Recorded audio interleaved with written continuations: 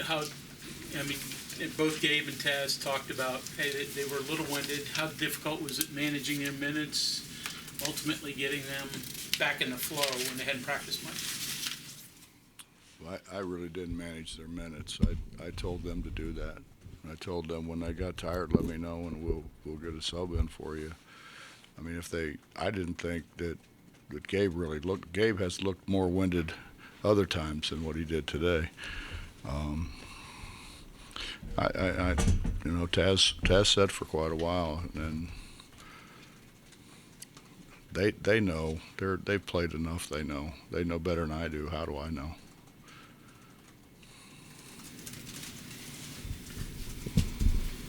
You guys have fought back from a lot of deficits, over the years, and this year. The positives and negatives have fallen down early, and then this team seemingly knows how to bounce back. We had a lot more practice sessions for this game than what we normally do in a conference season, and I'm sure to a degree it's going to be like that pretty much the whole year with the COVID thing. But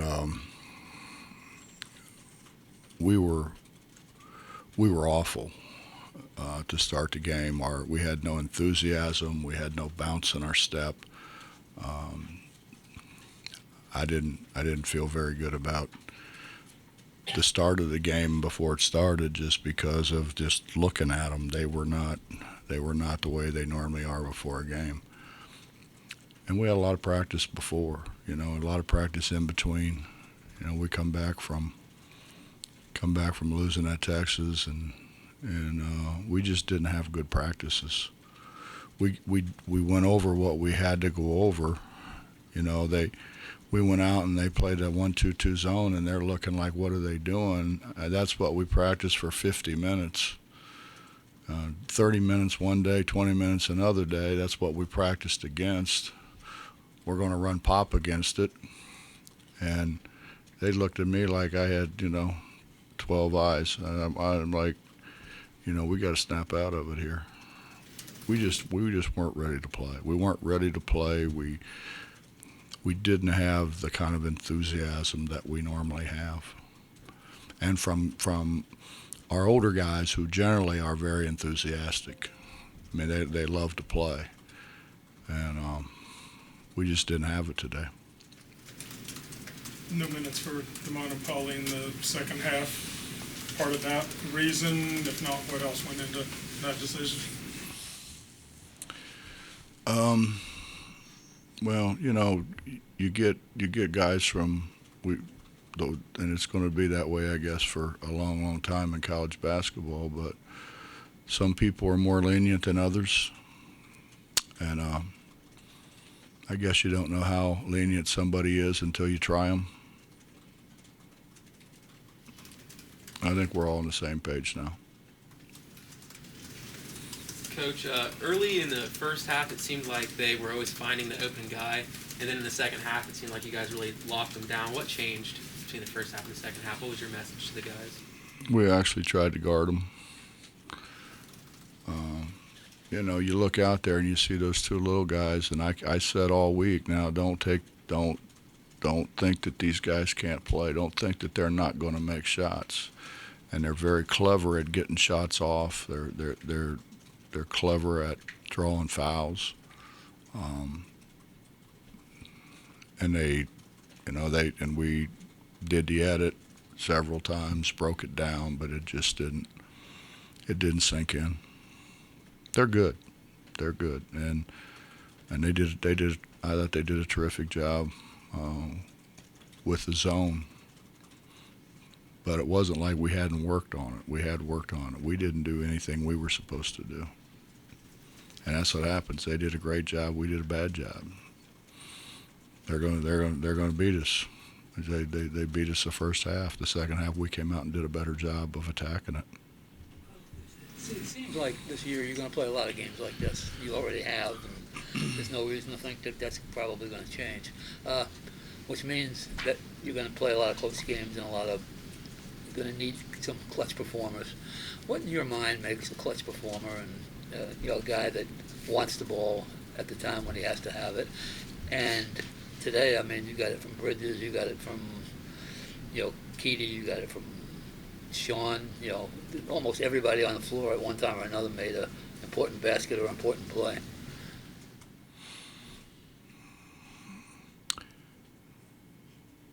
Well, I saw Taz a good bit. Larry saw Taz a lot more than I did, and I think the thing that we both said, I mean, the guy's a gamer, and talking to his junior college coach, he was, he's a special guy. I mean, he makes those two big shots. Those are hard shots. And he makes them like, okay, guys, here, get on my back. Need to do that. I mean, Well, I think the biggest thing is the will to win. The will to win. I think that's the biggest thing. I mean, I think Gabe Ashaboyan has the will to win. Now, he's not a very good shooter, and so everybody's like, well, he can't shoot. Well, okay, he can't shoot, but he makes plays. And he makes play after play after play that enables us to win games. And he has really since he's been here. It's not necessarily all making shots. It's and in some cases it comes down to ball security. I mean, who do you have that is going to give you ball security? And obviously, Keedy's our best guy at ball security, not throwing the ball away.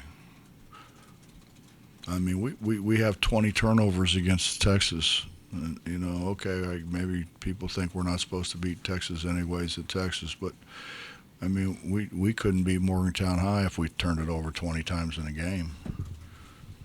We just, everybody has a job to do, and the guys that do their job above and beyond are the guys that, to me, are the guys that have that will to win, or that will not to lose, whichever way you want to look at it.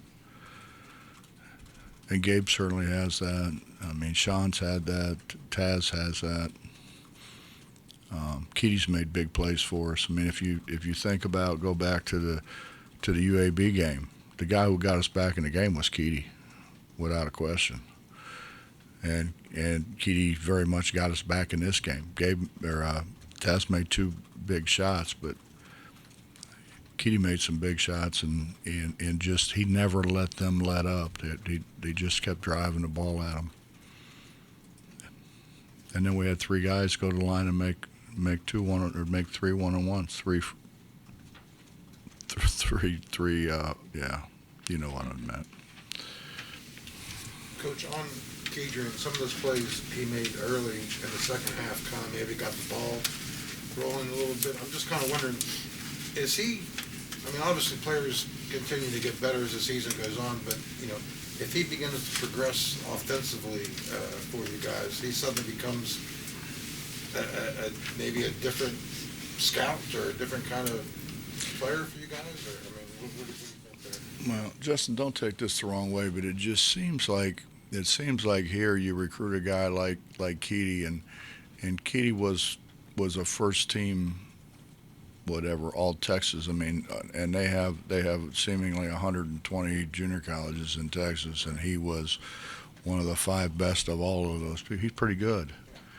Taz the same way, pretty good. And he's a guy who led his team in scoring, led his league in scoring. And it just seems like, and I don't mean this in the wrong way, but, some guy catches, 18 touchdown passes, for a season, and all of a sudden we think we got Michael Irvin. It's not looked at the same. And we've got good players. I mean, we don't have the inside guys that we had before. We don't have Derek Culver. And Derek did a lot of things for us. Derek's a guy you could throw the ball to when we needed a basket. Derek's the guy who could get the hard rebound. Gabe is in terms of getting the hard rebound. How many charges did he take? 4, 5? That's giving the ball back to his team. That's important. So I just think we have better players than what people think we have at times. But we need our big guys to step up. And even if your big guys aren't big, you can't imagine how many times I've talked to them about Cam Thurman. And I never thought Cam would ever play, because Cam thought he was a guard. And it came down to we needed somebody to go guard Herringody, if you remember, in the Notre Dame game, and he went in and did a terrific job and started from there on. And we're the only team that had a 6'4" white guy playing center. Probably in all of power, whatever it is, Power 5 college basketball, we probably were the only one, and he did a terrific job. So, a lot of it is just what you have inside. I mean, how much you'll compete, how hard you'll compete. Any update on Malik's health? Pardon? Any update on Malik? He was limping down the hallway in crutches the last time I saw him. He'll play. I mean, unless it's broken, he'll play. Bob, question on game strategy, last 4 seconds when they're bringing the ball. You had a couple fouls to give, but didn't take those. What was the thought? I've got beat more on everybody wants you to foul, on fouling. They go make the first one, miss the second one, tip it out, guy shoots in a 3, and we lose. I've had enough of those. I have more confidence in the fact that we can make it very difficult for them to, in that case, make a 3. I mean, really, if we'd have done what we were supposed to do, we'd have been up by 4, and we wouldn't have to worry about any of it. But you can lose a lot of ways, and believe me, I've damn near lost all of them. So, in all of them. So. Bob, Isaiah took 11 shots tonight. Maybe offensively wasn't great, but defensively it seemed like he competed. Who did? Isaiah. Defensively it seemed like he competed more like he won. Isaiah's getting better and better. Yeah. Isaiah's got a lot of tools, and it's just, he's got to continue to improve on certain things, but make a big difference if we could, throw the ball in there to him on the block and count on him being able to score it. What would you do if you couldn't coach a game, if you had to stay home and watch? Would you watch game communication? I felt like going home at halftime.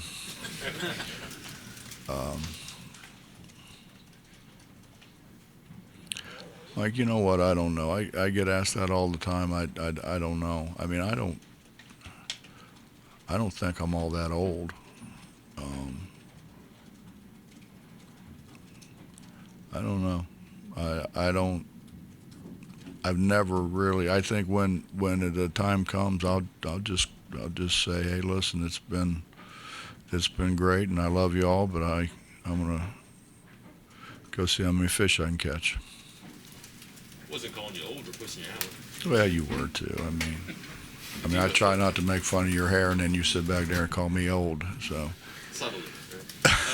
But so if you like Bruce weren't able to travel today, would you be able to watch it? Would it be too hard for you, or would you be sending a text or talking to guys at halftime? When everything happened in Cincinnati and AK and Frank were coaching, I talked to those guys all the time. They'd call me at halftime, but I didn't. I certainly didn't miss that part. I missed the players. I missed the players. I missed the players more than anything else. you just missed the camaraderie.